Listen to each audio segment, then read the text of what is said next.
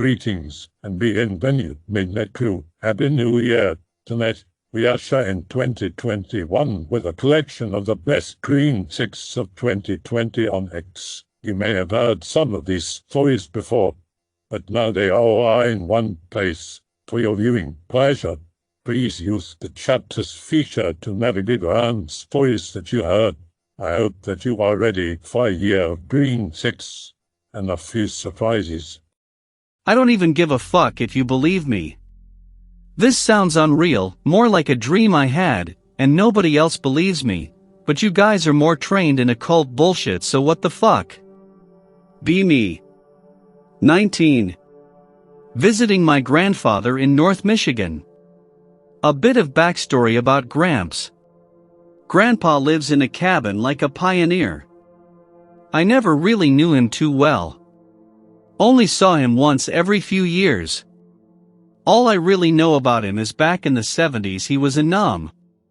When I was 17 he confessed to me that he felt terrible about the things he had to do there. Apparently beat a kid to death with a shovel.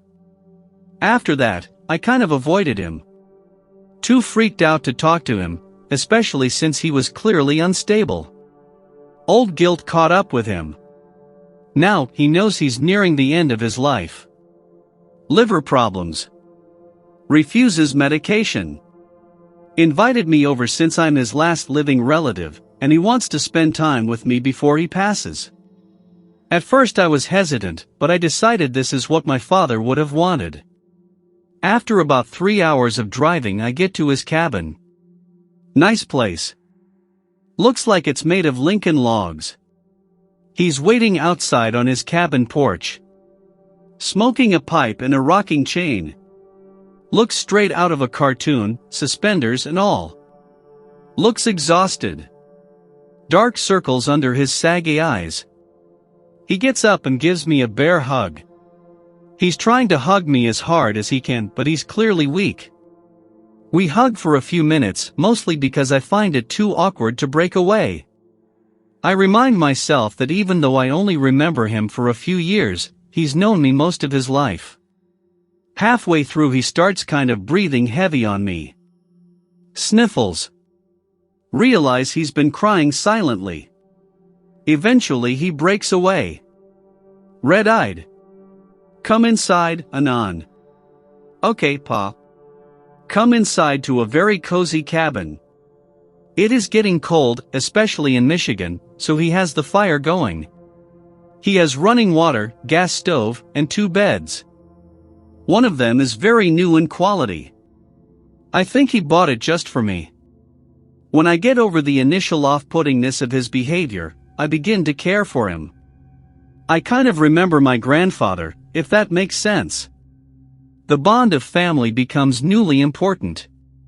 Decide to be his live-in helper until he dies that very day. He starts to make us some decaf, but halfway through he starts to sweat. I help him to his chair by the fire and finish the coffee. My coffee tastes like shit, but he's still very appreciative. Assures me that it's delicious. After the decaf we get ready for bed. He lies on the beat-up small bed and tells me to sleep on the new one. When I tell him we should switch he refuses. I guess he did buy it for me. He says his prayers and falls asleep. I can't stand watching this dying old man, my own flesh and blood, sleeping on that pile of junk. He's quite small and frail at this age, though not thin. With a bit of effort I manage to lift him up gently and tuck him into the big bed. Move the small bed to the window and make sure to sleep facing it. That way the sun wakes me up. When the sun wakes me up, it's like 6 a.m. I slide the bed back and switch my grandpa back. Lay on the good bed for another 20 minutes before I realize I can't fall asleep again.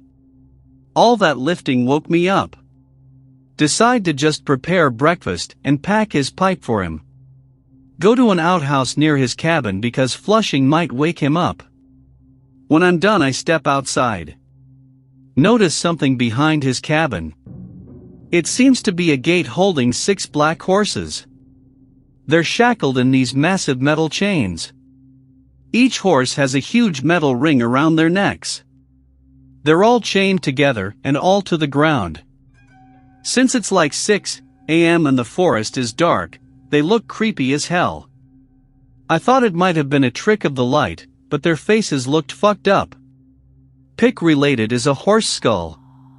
You know how most horses don't look like that skull. These did. Their eyes looked almost red. I thought it might just be a reflection, like how cameras show red pupils. God, was I wrong. Stepped back inside to find Grandpa awake sitting on his bed. Talked about what we were going to do for the day. He said his back felt good enough today that he might want to do some fishing. Not to stroke my own ego, but I attribute that to me letting him sleep in a good bed. Let me tell you, he might as well have been sleeping on the floor. Whatever. After breakfast of eggs and bacon, I drive him to a pond near the house. We fish for a while, silent the entire time. Wasn't awkward though. It was a comfortable silence. I didn't catch anything, but he caught a 3-pounder. Had to help him reel it in. He was very proud of himself, and that made me happy. Said he used to love to go out fishing. Told him we'd make it into dinner. On the drive back, I asked him about the horses. I had kind of forgotten about them since early morning. Instantly I knew I shouldn't have asked him. His cheerful smile was replaced with a kind of stern grin. He looked like he was forcing himself to maintain a rapidly fleeting smile. Told me not to worry about it, there were just some pets. I almost listened to him, except he nervously quivered when he said worry. Never happened before or after, so I doubt it was just an old man thing. When we got back, he showed me how to gut and debone the fish. Marinated it in a dry rub for about 30 minutes while he took a break to puff on his pipe. While he was doing that, I opened the curtains to the back window and peered at the horses. They hadn't moved at all. They hadn't eaten or slept. They didn't look cold. But they were still shooting hot breath from their nose. I know because it was cold, I saw it. I stepped outside to talk to my grandpa about the horses. Pa, did you forget to feed the horses or something? You don't feed these types of horses, son. I had no clue what he meant, but every time I tried to ask, he would just ignore me and change the subject. When he was done, we stepped inside and had our dinner. I noticed he prayed extra long that night. Fast forward to the next morning. I just woke up with the sun and put my grandpa back into his bed. I decided to get a bit closer to the horses this time. Got just barely close enough so I could see them. I don't think they noticed me. Christ, remembering it now sends shivers down my spine. Just as terrifying as I initially thought, if not more so. Shaggy, matted fur. Deformed, bent out of shape skulls. I know 100% their rib cages should not have been indented like that. Their teeth looked like they had been chewing on rocks or something. It wasn't just their appearance though. I've been around deformed animals before, it doesn't really bother me so much. They had a fucked up presence. Like the feeling in your stomach after you watch some fucked up gore. Initially I had felt bad for them, but now I just wanted them to die. Strangely, however, I also wanted to get closer. Just being around them made me weak in the knees. I couldn't do it. One of them looked me in the eyes, and if I hadn't just used the bathroom, I would have shit myself. Ran back into the cabin and hid. Grandpa was just starting to awake, so I tried to just forget about it and get to work. Today was supplies day, meaning we were going to go into town to refill on food, firewood, toiletries, etc. I decided to buy Grandpa a cake too. Not for any special reason, just that it's important to have some fun while he could. Usually he just got someone to deliver him food, but it was good to get some exercise. Plus, his back was feeling fine. We rode into town and Grandpa said he was getting sick. Poor guy hadn't been in a car for a while. Motion sickness got to him, and we had to pull over. After that I realized we had to go quick. We got to a giant, except they call them something else there. Good and plenty? Something like that. Pick everything up. I hide the cake from Grandpa to surprise him with it back at the cabin. When we get back, something is wrong. I feel that same stomach feeling. There's a fucking racket coming from the back of the cabin. I pull up the car and step outside. The horses are going nuts. Littered on the floor behind them are some white balls. Grandpa tells me, very sternly, get in the fucking cabin. Shouldn't we drive away? Son, the worst thing we could do right now is try and escape. I have no clue what the fuck he's on about. When we get inside he starts explaining. Remember that he's an old man and he's injured, so I can hardly understand him. He starts talking about how he didn't know they were there when he bought the cabin. If he leaves he's going to die.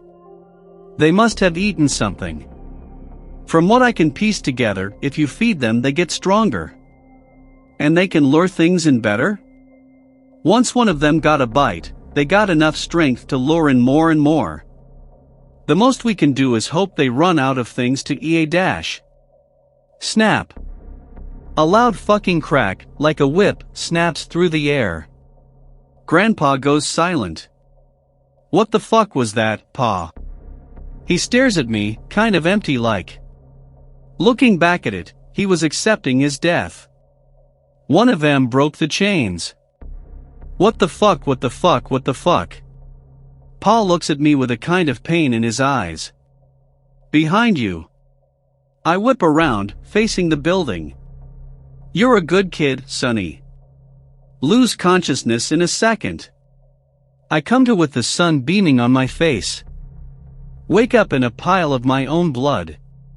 Crowbar at my side. My head aches like fuck. I touch the back of my head. Just a flesh wound.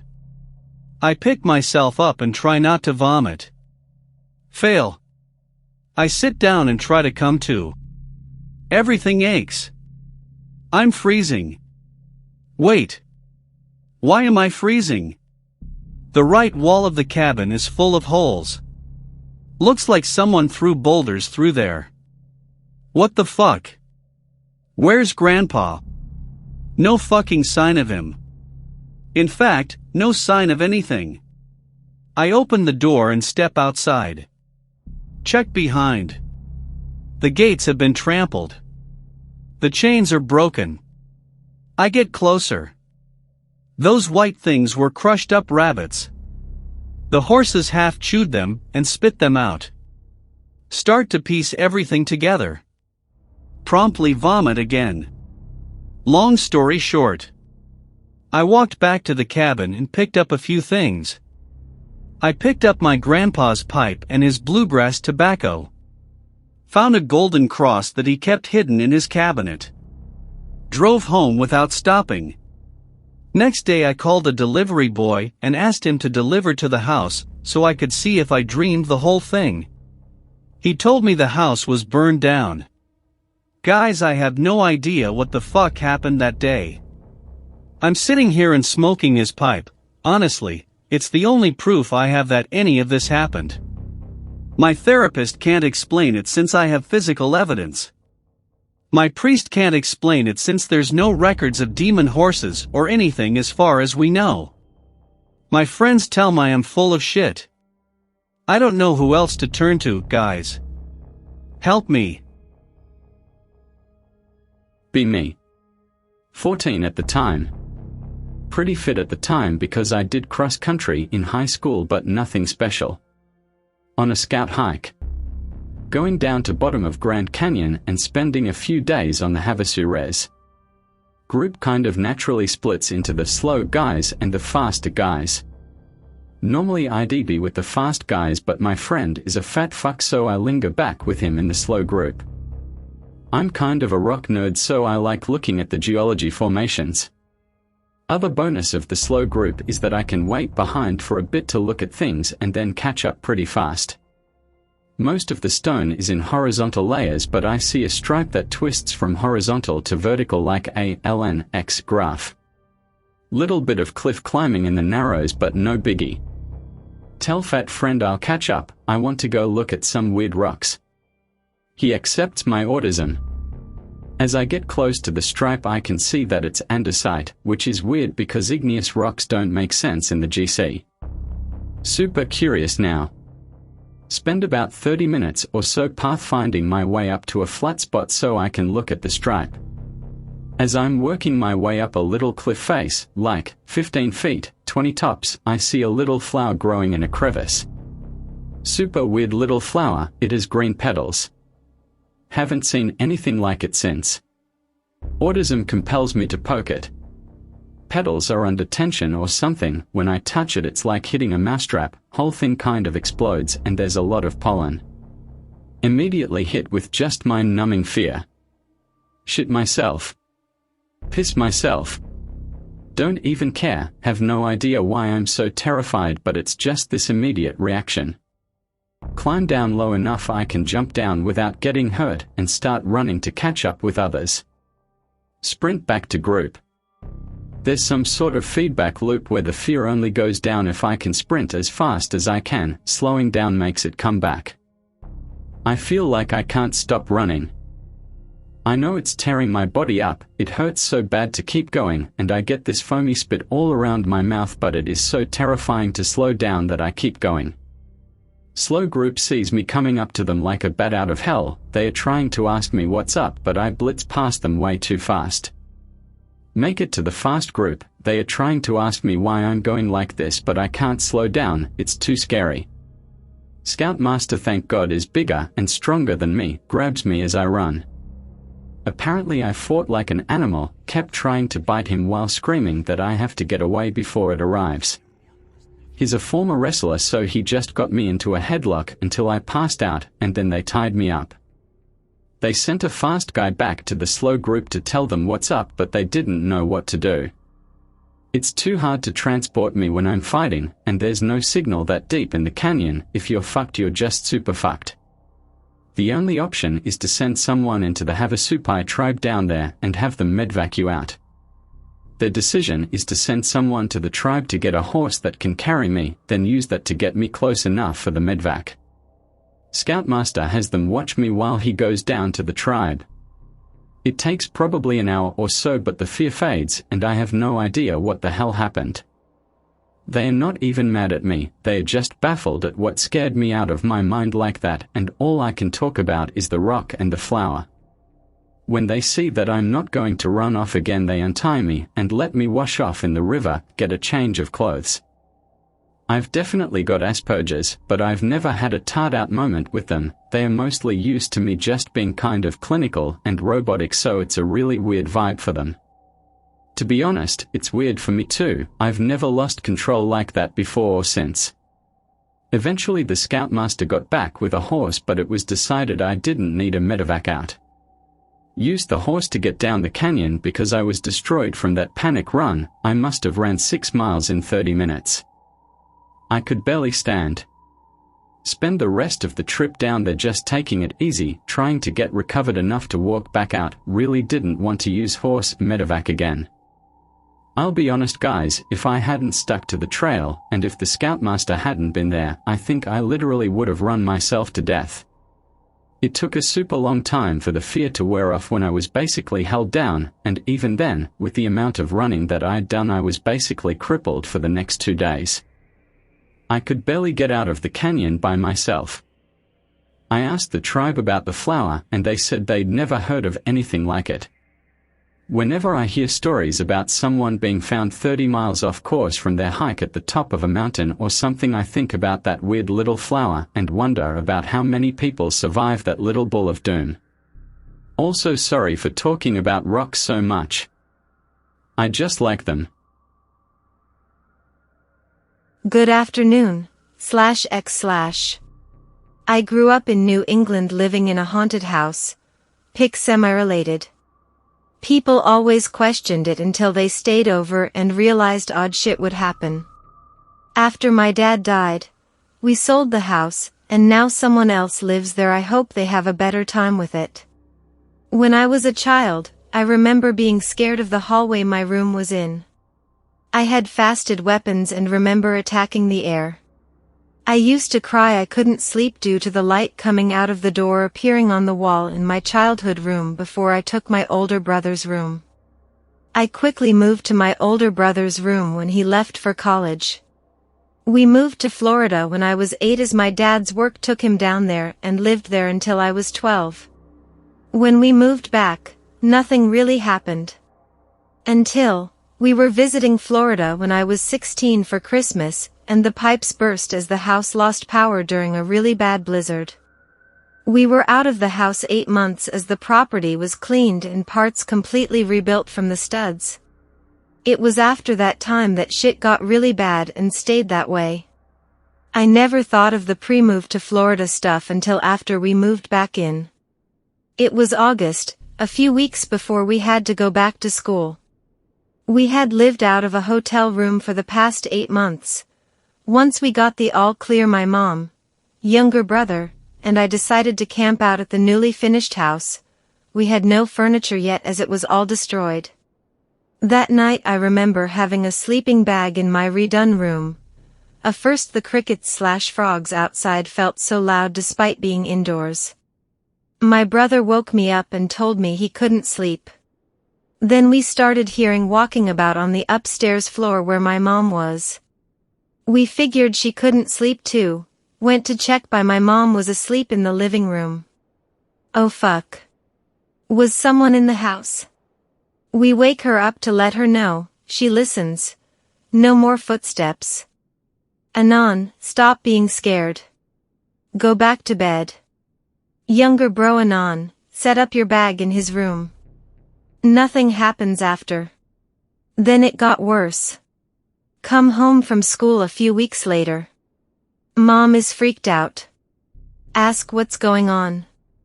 Earlier that day, the curtain guy came by to install window treatments.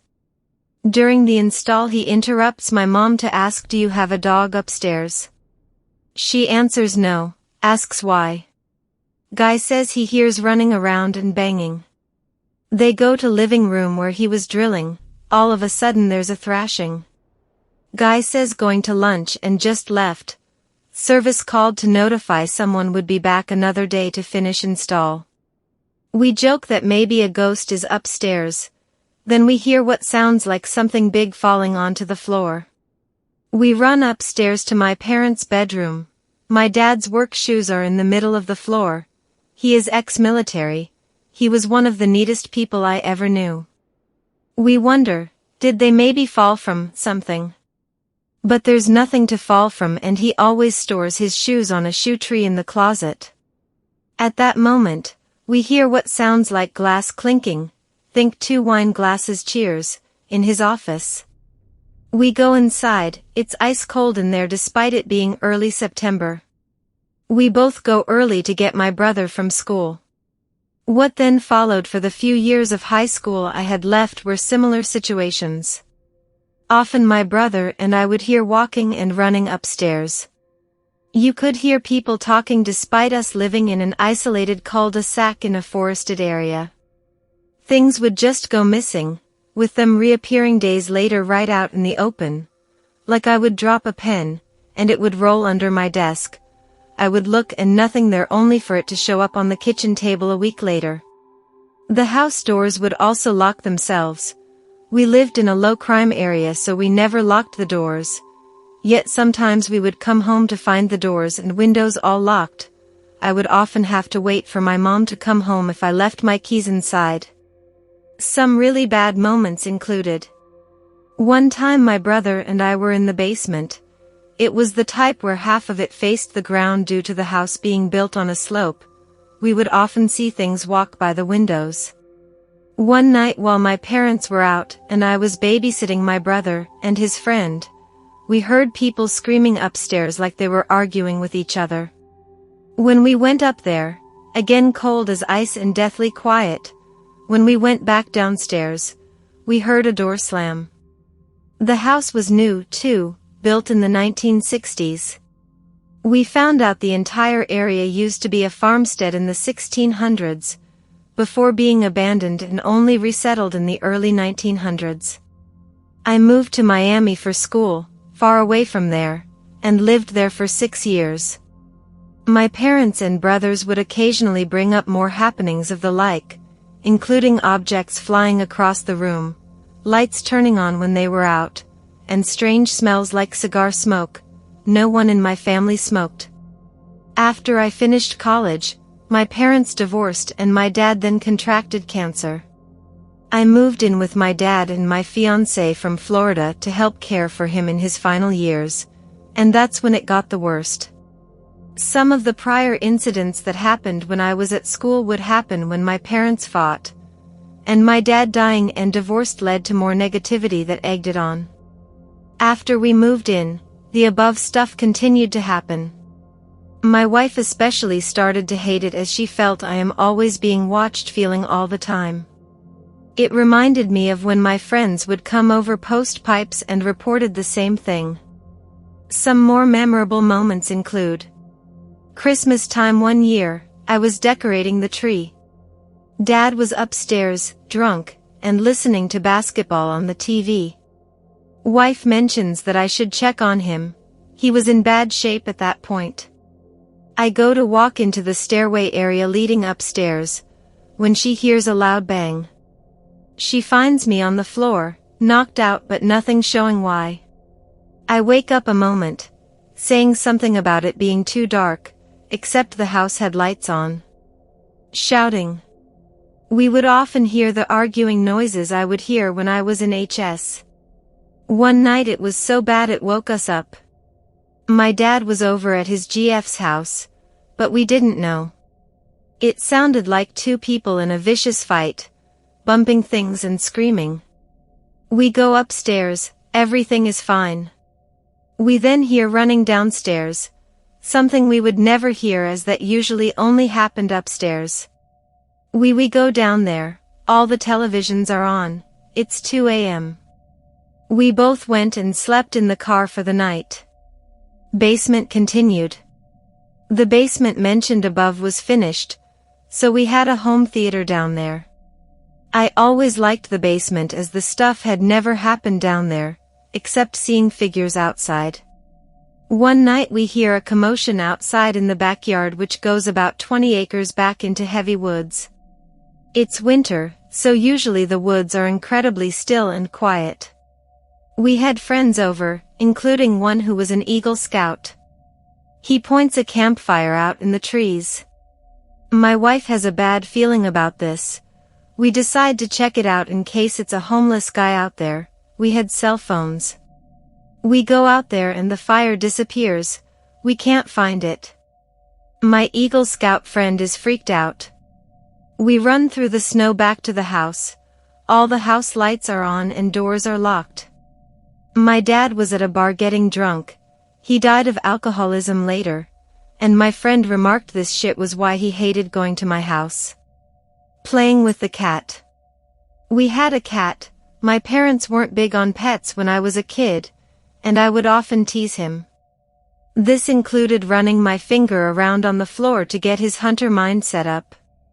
I would then hide treats for him. One day I am doing this in the living room, and I was flung back into a wall. Wife was staring at me, say it looked like someone picked me up and threw me. Cat did not react. The corridor. Remember when I was a kid and was upset due to the light coming out of the door appearing on the wall in my childhood room? That room is now a library/office. My wife's grandma died that morning. She was crying badly in her room. After consoling her all night, I went into the office to try and wake up for the day. Fall asleep in chair. Wife wakes up, finds me asleep in the room. Gets me a blanket and pillow as I am in an armchair. I awake. Tell her, oh, your grandma is missing you, but she will see you when you go into the corridor. I refer to it as a hallway. She is freaked out as I appear to be out, but saying this, she asks what? I respond, she's in the corridor with Natalie. They want you to know it's okay. I find out later that Natalie was his childhood friend who died in an accident. She wakes me up. I had no memory of this exchange. After my dad died, we had to sell the house as part of the estate. Strange shit happened well after that up to the night we finished packing up everything for the new owners. A few nights after he died, my older sister was up to help us with the funeral. She slept on the floor, next to my dad's bed. The next night she slept in the basement as I keep feeling someone pushing me, but didn't remember anything happening to her in the house when she was kid. The next day we all went out to dinner. We came back to the house, lights all on and the doors all locked.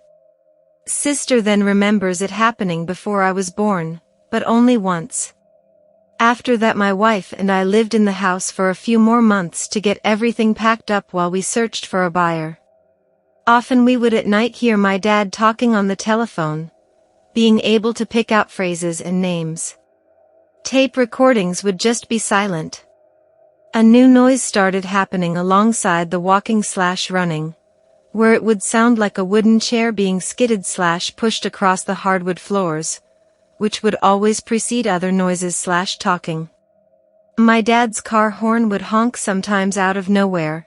We thought it was maybe broken. The guy we sold it to owned a used car dealership, said he found nothing wrong with the horn. The final few days clearing out the house were a nightmare, followed by a chorus-sounding noise from everywhere in the house. Sure, it could have been stress and feelings, etc., but both my wife and brother both heard it. After we put the final stuff away in the pod we had in the driveway, and did a final check of all the empty rooms, we all got in the car to drive away for the last time, and a light was on in the house. We didn't go back in. I also haven't been in the house since. 10 years later, I have not experienced anything like what happened there. When I talk to people I knew in HS, everyone mentions, do you parents still own that haunted house? I live in Northern Virginia, in a town around an hour outside of DC because of Corona and quarantine. I've been at home the parents delivering pizza for a job. It's pretty lucrative, at least $50 in tips every night. My store's a local one, which makes operations a lot less mechanical and a bit more organic, which serves as both a vice and a virtue. Now to Greentexts. Be me, new delivery guy that started about 3 weeks ago. Loving the job, it's one of the best I've ever had. It's the end of the night, perhaps 10 or so minutes until we close. Get an order, of course, for a single pizza way on the edge of the delivery border. Location looks like an apartment complex kind of a ways off the main road. Anon, all the other drivers are closing, you take that order and head home. Hell yeah. Order is really simple, just an XL pizza with like 3 extra cheese options. Lol WTF, okay, hop in my car, begin playing Underworld, in the mood to drive fast and eat ass. Now most apartment complexes are lit up with street lamps or other ambient light, right? Well, this one had no functioning light sources and the roads were very serpentine and steep. Arrive at the apartment complex. Rooms on 3rd floor. Got to heave my fat ass up these fucking stairs. Get to the door. Porch light is switched on, conveniently lighting up the room number. Can hear children playing around inside, perhaps 2 or 3. Knock on the door. Knock knock. The door opens almost instantly. Okay, what? Little kid standing in doorway, probably one of the little dudes playing earlier. Hey little man, are mom and dad home? No, but big sister is. This kind of put me on edge, as I'd have to deal with some little kid and money, but then I noticed the kid's clothes, like get a real good look at them. Ping of all designs on file. Pajamas aren't super tattered or worn, but they are streaked with this sort of brownish stuff that I took to be chocolate or something. Getting the heebie-jeebies. Kid remains staring at me. Well, can you go grab a big sis for me? He looks confused. Nah, she's playing hide and seek. I can't find her. Come inside and help me find her. This is when I get an actual look at the interior and just, holy shit. It's unbelievably dark inside. Walls are painted either a dark grey or black, and absorb what little light is produced by a very old block-style TV. It feels very cramped, even from outside, and the inside smells awful, like cigarettes and day-old fish. What the actual fucking shitty wig-sucking kid.pdf. Sorry chief, can't come inside, it would be rude and my boss says I can't. Kid looks back into apartment and yells to his sister. Sis. He won't come inside. He's got a very concerned look on his face, as if he just got caught his hand in the cookie jar. Then, his face shifts to one of deep intent, reminded me of a trance almost. She says it's okay, and that she has your man is inside. I didn't hear fucking anything. Helnitothinana.gif. Listen, I'm gonna go ahead and leave this here, okay? I've got to head back to work soon, so, yeah, have a good night, kid. No, you can't go yet, Sissy hasn't given you the manis. He's visibly upset, and runs through the foyer into the living room. He disappears into darkness. Weirded out but rationalize it is him disappearing behind a curtain or something. Hide and seek after all. The cigarette smell from earlier is even more powerful. Along with it is a pressure unlike I've ever felt before. I'm extremely uncomfortable, despite having no reason to be. Kneel down to complete contactless delivery procedure. Take pizza out of sleeve and begin setting it on ground when I notice. A single cockroach emerges from the door. Okay. I get up to stamp it, don't want it getting in the pizza box. As I raise my foot, it ceases moving. Stamp the little fucker out of existence. An ear-splitting inhuman wail reverberates off the walls of the interior, piercing my eardrums. Primal fear overwhelms me. Sissy no, he didn't mean it. What? Scuttling from down the hole. No. Corporate bitch senses still active. Leave pizza at doorstep and fucking bail. Must have stepped on another roach because another shriek chased me down the stairs. Come back, mister. I have your manis right here. Enter my car and stain my seats with spaghetti sauce. I'm sweating so fucking bad and shaking more than Michael J. Fox. Successfully start the car after a few tries and bolt out of that fucking complex. I feel like I'm going to puke. Get to a 7-11 parking lot and hurl. Drive home and take a long shower. And that's my only real encounter with the paranormal, if that's what it was.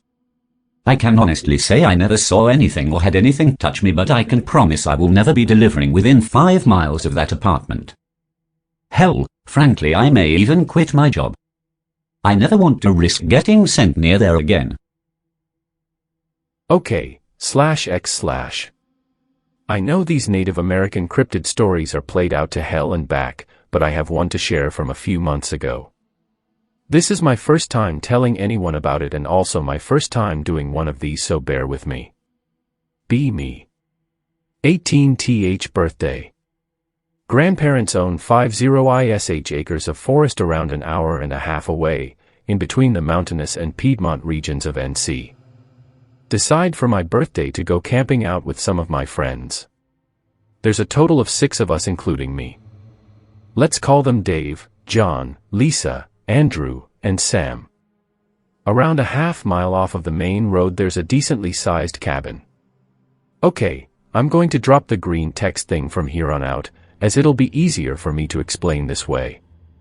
The cabin is mostly just one big room with a bathroom and an attic for storage. The main room consists of a single queen-size bed, a TV on a stand connected to a satellite antenna, a kitchenette, a table and 4 chairs, and a few sofas. There was also an air mattress in the attic to sleep on. The idea was that 2 of us would sleep on the bed, and 1 person would sleep on the air mattress, while the other 3 used sleeping bags. Then, the next night, we would switch places, and so on and so forth. Anyways, we get up there in 2 cars, mine and Dave's. These guys are all pretty close to me, but some of them were unfamiliar with the others, particularly John.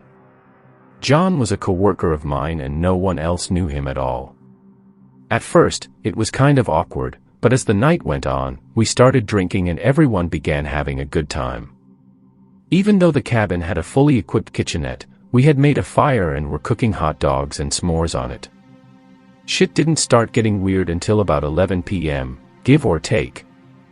We were all having a good time, drinking, telling stories, and just in general dicking around.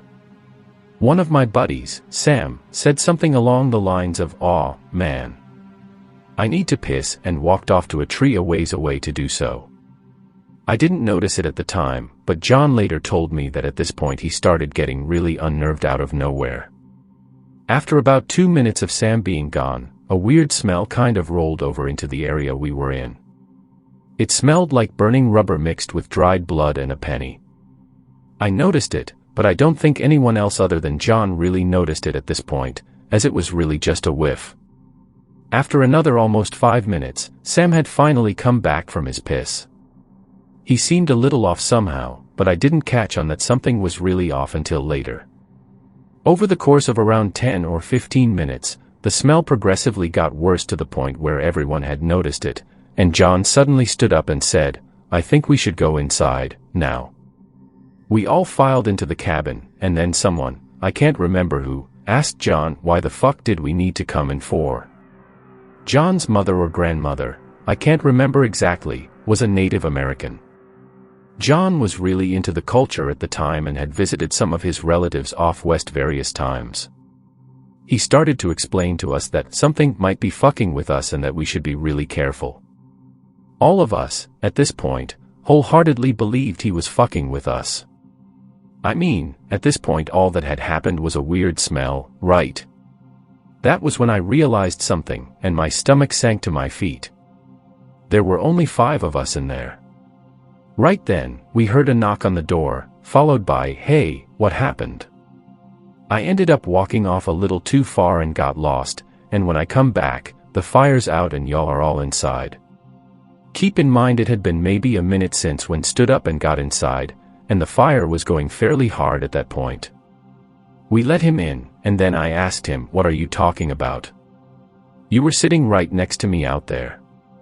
He then explained how that was impossible, and that he'd been stumbling around in the dark like an idiot for 20 minutes in a drunken stupor trying to get back. The cabin then got really quiet. Not a, everyone stopped talking, silent, but a, there is absolutely no noise, type silent. I had spent many nights in the cabin before this point, and there was always the sound of the wind and various critters making noise 24/7. There was none of that now. What broke the silence was the sound of slow footsteps outside. It was unmistakable in the dead silence, a loud crunch on dead leaves, followed by the sound of the foot dragging across the ground, almost in a limp. The only reason we could hear it was due to the thin walls on the cabin. Another thing about the cabin is that there is a lot of windows. I'm not sure if it was a request of my grandfather's or if it was just standard, but there was around 6 or 7 windows in the main room. The footsteps were coming from the side of the house, almost directly underneath one of the windows, where it then stopped. Lisa slowly grabbed her phone out of her pocket and turned on the flashlight towards the window, as the cabin lights weren't on. As soon as the light hit the window there was a flash of movement followed by the sound of footsteps running deeper in the forest, much faster than before. While I, Lisa, John, Andrew, and Dave were all scared as fuck, Sam started to get mad, saying how John and I were pranking him, and to just own up to it so we could go back to having fun. Just then, that nasty copper smell seeped into the room, and then we heard it. An ear-piercing scream. I've heard mountain lion screams before, and it really was the best description, however it was more guttural and sounded more like it was in pain, if that was possible. After about 5 minutes of this, it got dead silent again. Then, another knock on the door. What followed the knock was a voice that I could only describe as Sam's, but much more strained and without the cadence of Sam's voice. It repeatedly said, "Let me in guys, let me the fuck in, please," and knocking/clawing at the door. As the thing went on yelling this, the facade of Sam's voice began falling apart as the voice got deep and deeper, eventually sounding like one of those Elmo toys where the battery was dying, and the voice got really low. This persisted for around 2 hours, and then after it finally stopped, it began pacing around the house, occasionally yelping like a hurt dog or something. I had multiple guns hidden away in the cabin, including a Marlin 30-30 lever action that I grabbed. I turned on the porch light to the cabin and threw the door open and saw whatever it was jump back into the tree line. I fired off a few shots in its general direction, then threw the door shut again. Shortly after the door closed, the screaming from before came back, but deeper, almost as if it were mad now. The rest of the night was followed by it patrolling around the house, occasionally making some sort of noise, while we tried to keep guard. At some point I had fallen asleep, and when I woke up a few of the others were up packing everyone's stuff.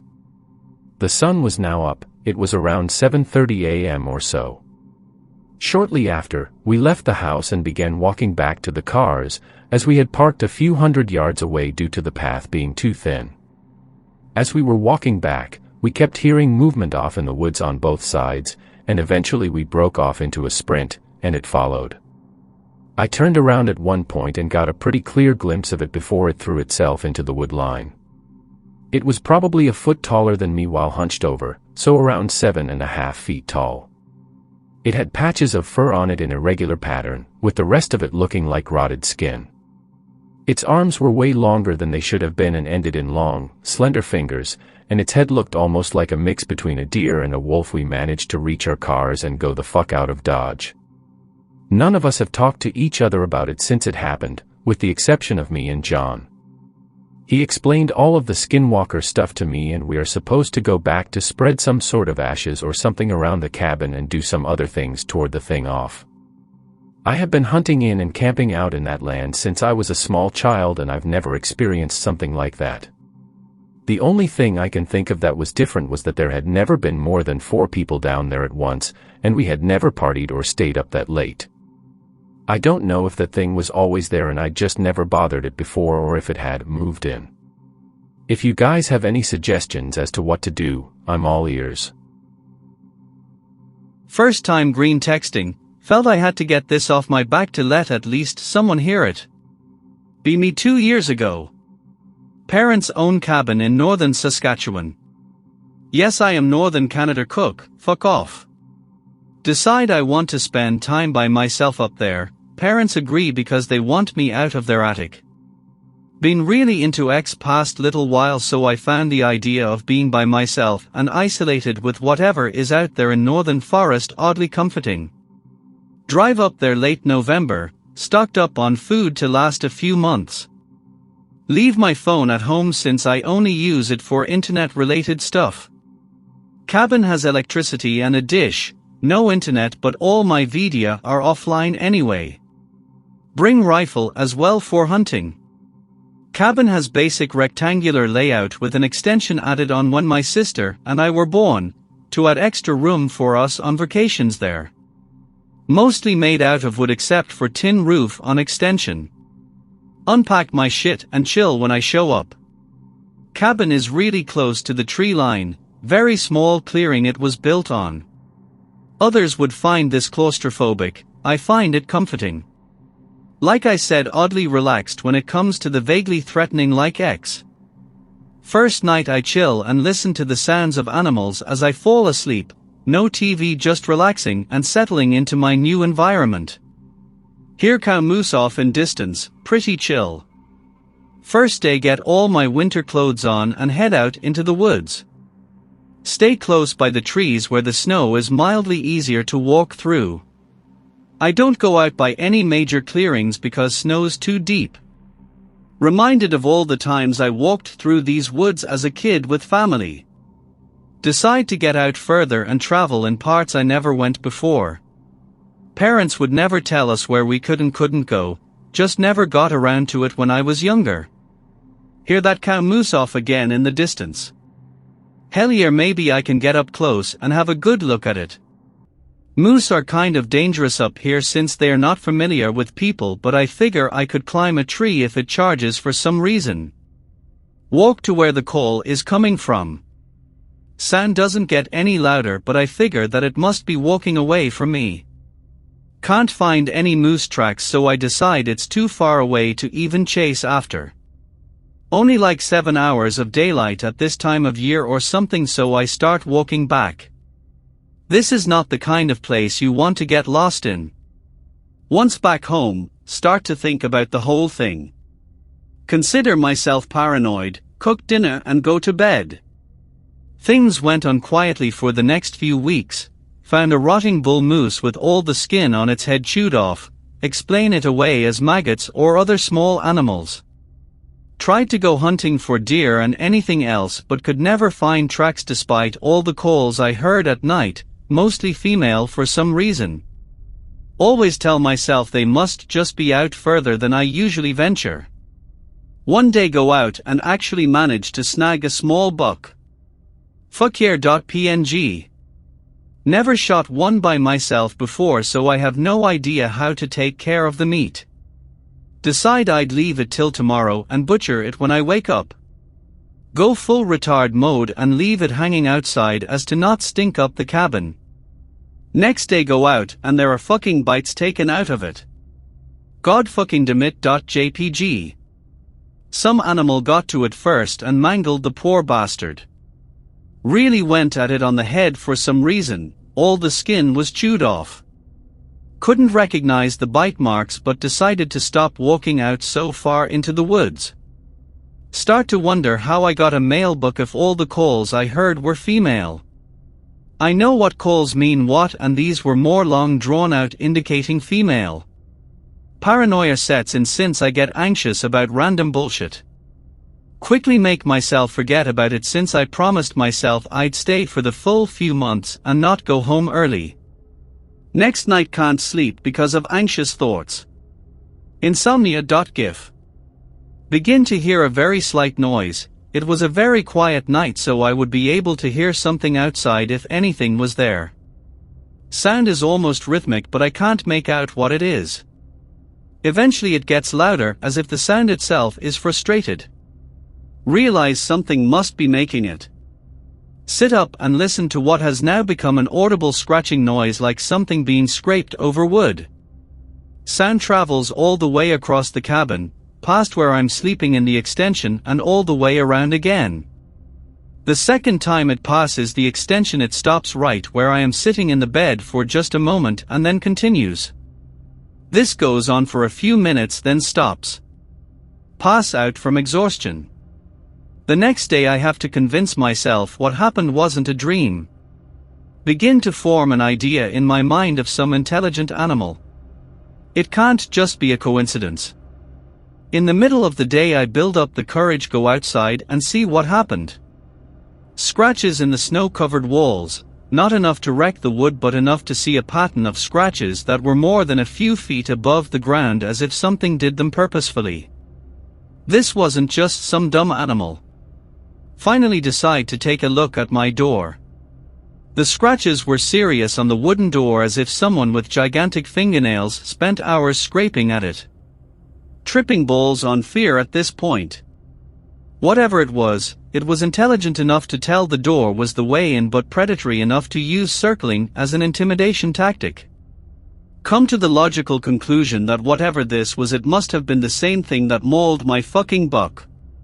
Finally decide to look at the footprints. Best way to describe them is long bare footprints. Whatever the fuck this thing was, it certainly was not a bear. Begin to realize something. There were no footprints around the cabin, just ones leading up to it and leaving. The thing was climbing around my walls and dragging its nails to create the scratches. Definitely not a bear. Just want to fucking get out of there at this point. Sun starts to go down and storm clouds start moving in. I've been out here for 2 hours just looking at all this shit in awe. Can't leave in blizzard or in the dark, so I lock myself the fuck in and get into bed with gun. Mind starts racing when night hits. Wind is howling outside but off in the distance I hear that goddamn cow moose call again. Begin to put 2 and 2 together. Whatever the fuck this thing was, it was calling male animals in by mimicking female mating calls. Must have preferred male animals since they have more meat. When I left that goddamn buck outside it could tell I was here. The first full day I spent here and was trailing that cow moose call, it must have been right fucking above me in a tree. Train of thought was stopped when I heard that goddamn scratching noise again. I can barely make it out because of the loud-ass blizzard, but I recognize it. Either it sees me as an alpha predator rival or as prey, and at this point I don't know which is worse. This goddamn thing is insanely good at climbing because I hear the sounds of feet on a wooden roof. Storm is so loud I can't make out exactly where the feet are on the roof, just hearing the sounds of feet on wood and snow faintly. Suddenly the sound changes to feet on tin. Right fucking above.jpg. I can't handle this shit anymore, but I can't leave because that's exactly what it wants. The sounds of banging on tin go on for what feels like hours as the storm rages on. Eventually it goes away, thank God. Blizzard begins to die down too. Can hear things more clearly outside. Was not fucking prepared for what happened next. Hear woman's voice outside. Not making any discernible words, almost babbling, moaning like it's orgasming. Oh no, you fucking don't, you barefoot demon, you're not tricking me like you did all those moose and deer. Sounds very close, at least within the tree line. Grab a big ass flashlight and open one of the unlocked windows. Shine it outside where the sound is coming from. See 7 foot tall, slim, muscular build at first, then eyes adjust to what I'm looking at. Face is a hideous interpretation of a human's, like if you described to an alien what a person looked like and told them to draw it, then fed the drawing to dogs. Nose was turned up like it was facing directly at me. Eyes weren't sunken like one would suspect, they were bulbous and protruding with gigantic fucking pupils. Eyes looked almost swollen. The best way to describe the mouth was like the one on the mouth of Sauron from Return of the King, round and way too big. Face was shaped like a baboon's face, very oval-like with a heavy brow ridge. The only difference being was that it was incredibly flat and its forehead was huge. It pulled its lips back to bare its teeth in a predatory fashion. Except all it looked like was as if it was smiling at me. Its hands were a grotesque combination of sloth and human hands. In one of its hands it held the head of a buck. Had all the skin on it chewed off like before. This was a goddamn threat. After getting a good look at it, I take a shot at it. Not sure if I hit it since the flashlight dropped, but I could see it drop the head and run off into the woods. Grabbed the flashlight and pointed it in its direction again, and could barely make out the shape of it climbing a tree in seconds and jumping off from one tree to another. Stayed up the rest of the night and left in the morning. Came home early and told my parents I was feeling lonely as an excuse to come back. Never told them about it because they would have accused me of taking drugs. This is probably the only time I'll ever tell this story anyways. I don't believe in magic or forest demons because I'm not a complete retard. I believe what I saw was a grotesque failure of evolution. Some mutated fucking animal that managed to survive long enough out there. Not giving it a stupid name like other artists do when they see shit on this board. I'm never going back to fucking northern Saskatchewan as long as I live. Be me, 2 years ago. Have to watch over a house of a family member who had a stroke and went to a hospital. Octhan.mp3. The house is built in the middle of nowhere. Literally surrounded by plains with a small patch of woods to the north. Place is clean, spacious and modern. I bring my PC, only to find his router has a password. Which I don't know, and isn't written anywhere. Good thing I still have my small shitty router. The only downside. It fucking smells. Smells like some bizarre mix of vanilla, sap and some other smell. Check for gas leaks or CO2. Nothing. Call Grandpa. He tells me he doesn't even have gas nor a stove. So what the fuck smells? Be kind of freaked out, but at that point shrug it off. Half a week passes, and nothing exceptional happens.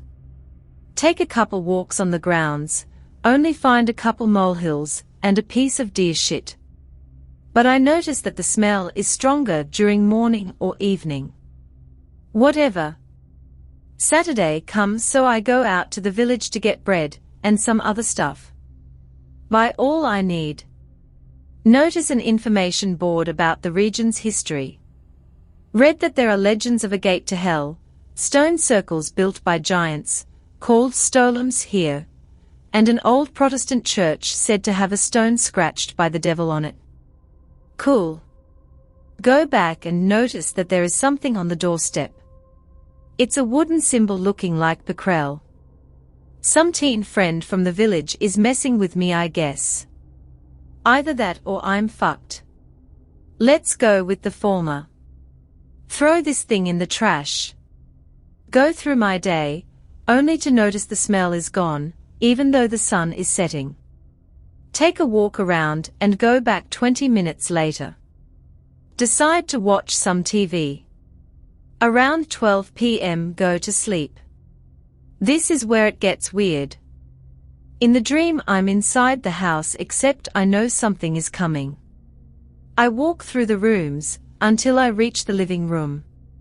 The TV is on, and on the screen is an old woman with long grey hair and a wrinkled face wearing robes or a cloak. She looks at me as I go inside the room and says, "It's coming." Even in the dream I'm confused. She says it again much louder. So I ask, "What's coming?" She beckons me to get closer and whispers "Cortaboo" or "Cortaboo." At this moment all the lights in the dream turn on, and they are cold, icy blue. The woman screams as the screen is also filled with blue. Then I can feel a pressure or a presence of something big. It feels like something is going to smash the house and me with it. I wake up screaming. The whole house reeks of that smell. The symbol is propped at my window. Shit bricks. Go out and stay in my car. Next day look throughout the house and outside. Nothing. Google Cortaboo, Cortaboo, no links that fit with that word. Decide it must have been a dream, and the same shitter who put it on the doorstep put it on the window. Well, the house ain't gonna clean itself, I guess. Do all the work, then decide to fuck off for the rest of the day. Go to the woodlot outside. @_least_place_smells_normal.jpg. Although I'm kind of surprised how fucking dark it's under like 3 dozen trees. The place is filled with wild pigeons, so have to avoid shit piles. Go back home, smell is nearly gone. Take a shower and go to bed, since I didn't get much sleep last night. Nothing. No weird dreams, just wake up. I'm okay with that. Next 2 days pass normally, nothing weird happens. Only have to be there for 3 more days. Nothing happens until next evening. As always, the smell is stronger. At that point I got used to it. Play on PC for a while. Then head off to sleep. Dream that I'm somewhere else. I seem to be on a metal tower, except the metal bends under my feet like jello. I can see woods and buildings as far as I can see. The buildings look like made of concrete except wrong. They are bent or upside down, or they have no windows. The weirdest thing is that everything is moving, as if something writhed underground, causing hills to grow and vanish. Even the sky is fucked. Stars spin, and the moon seems to get closer, and then further with every move. Then something grabs my shoulder. I try to look around but can't. I can only see long, hairy, many-jointed fingers on me. Nope. Then I hear a hoarse, loud voice behind me, saying, "Father, come, the door is open." Nope, carrot too. The whole sky turns the same blue as previously, except a black diamond shape in the center. Hear a buzzing, combined with unrecognizable static-like voices. Wake up as the sun is rising. This time the symbol is in the living room. This time the smell is chemical and meat-like. Find the source of the meaty smell.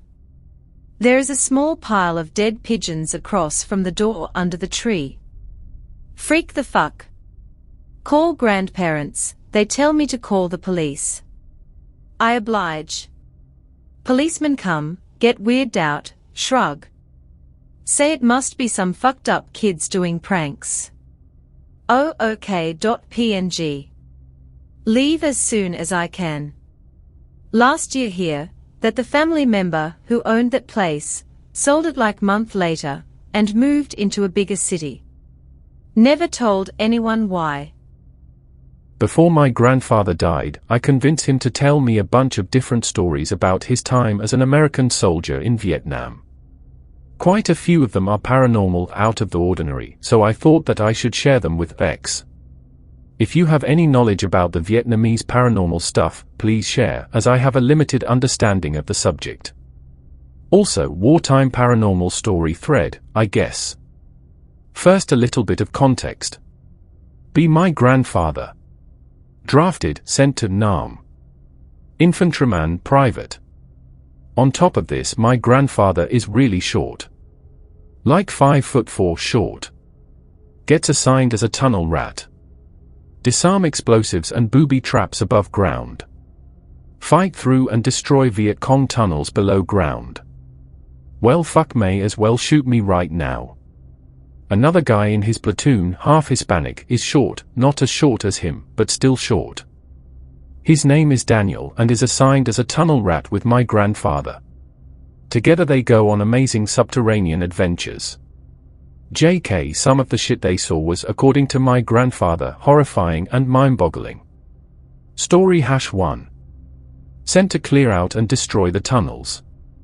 Equipped with a shitty flashlight, bayonet, some explosives, and an old revolver because the M1911 were apparently shit for clearing out tunnels. Basic mission, they've done this a couple times before by now. Tunnels are pretty small, even for a rat tunnel. Not finding any traps or Viet Cong, the tunnels almost seem abandoned. Whatever, they stay on guard for booby traps or armed gooks lurking behind corners. Come to a larger section in the tunnels, they can stop crawling and go into a crouching, a half-standing position. They can hear water running through the tunnel, start to think that they either are above a river, or that the tunnel just lead into a watery cavern. Daniel shines flashlight over to the other side of the room. Sees about for completely massive spiders. My grandfather says that they were longer than a foot, and each had a leg span of about 2.5 feet. 3 of them were bunched up right next to each other, one was resting about 3 feet away from the cluster. My grandfather hates spiders, he sits there paralyzed. Both of them sit there quietly, just staring at the spiders. This goes on for about 2 minutes. Grandfather takes his eyes off the cluster, looks towards the other one resting alone. It's not there. It's not there. My grandfather looks around and sees the spider on his left, slowly but steadily advancing towards them. He screams, fires at the thing. Doesn't even seem to slow it down. He hauls us back up the tunnel, with Daniel following close behind him. Daniel throws a grenade into the chamber as they are climbing back up through the tunnels. Make it out, screaming and yelling about spiders. Nothing follows them out, must have died from the grenade, or it just stopped pursuing them. My grandfather told me after the story that he is pretty sure that it wasn't even a Viet Cong tunnel they climbed into, but a tunnel that the spiders themselves made. Story #2. This one is shorter. Once again, crawling underground to destroy a Viet Cong tunnel. Crouch walking through the tunnels, they find a not-so-hidden booby trap. It's one of those booby traps that would release a bunch of scorpions or snakes upon tripping it. Grandfather and Daniel stop to consider their options. Figure that they might be able to disarm the trap. How hard could it be? Pretty hard apparently.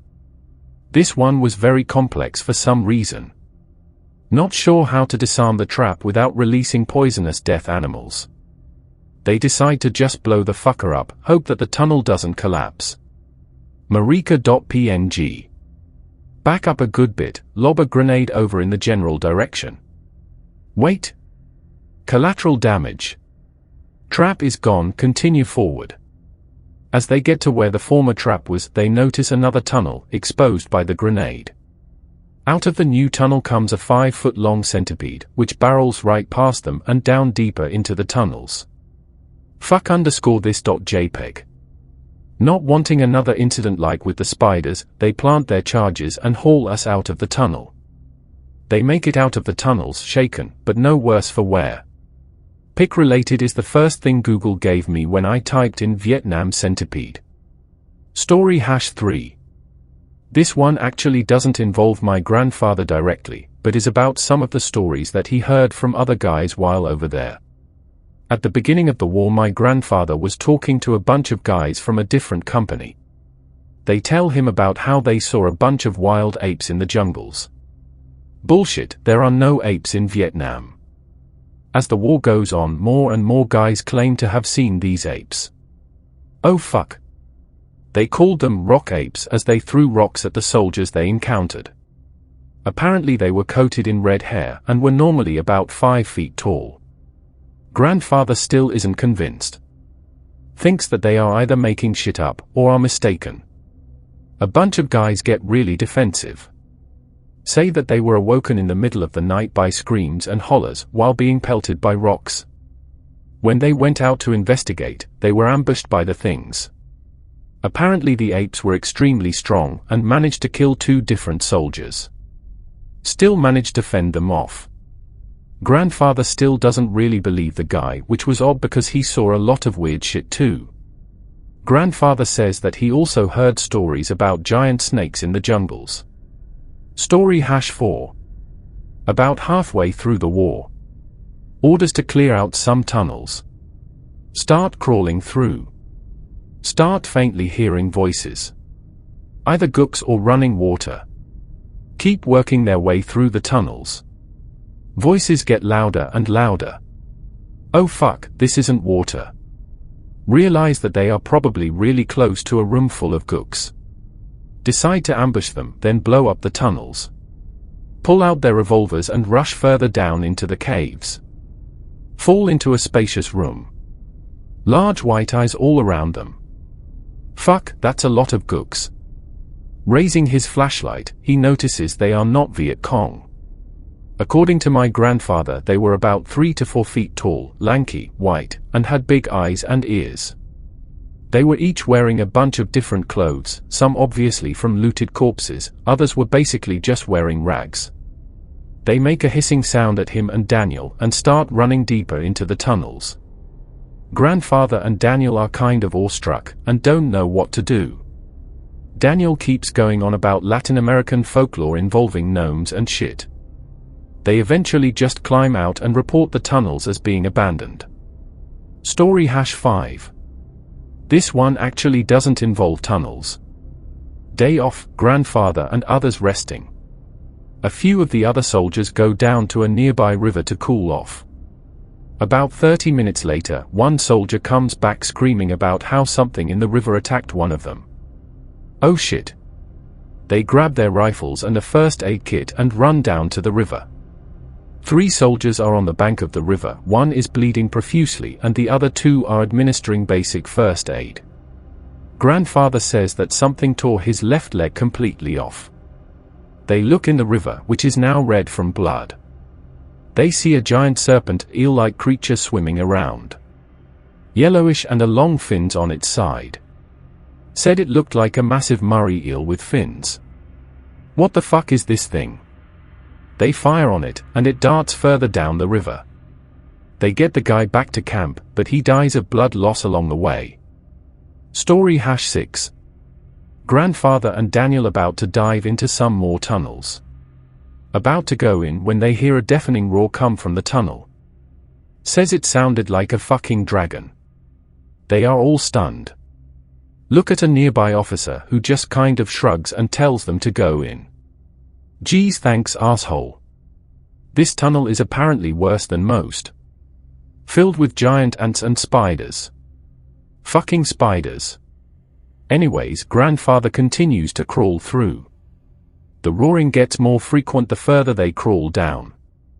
Fuck this, not going to die today. They plant the charges right there and haul us out of the tunnel. As they are crawling back up, the tunnel starts shaking like mad. They hurry the fuck up and get back to the surface. Everything up there is shaking too. They detonate the charges, destroying most of the tunnel.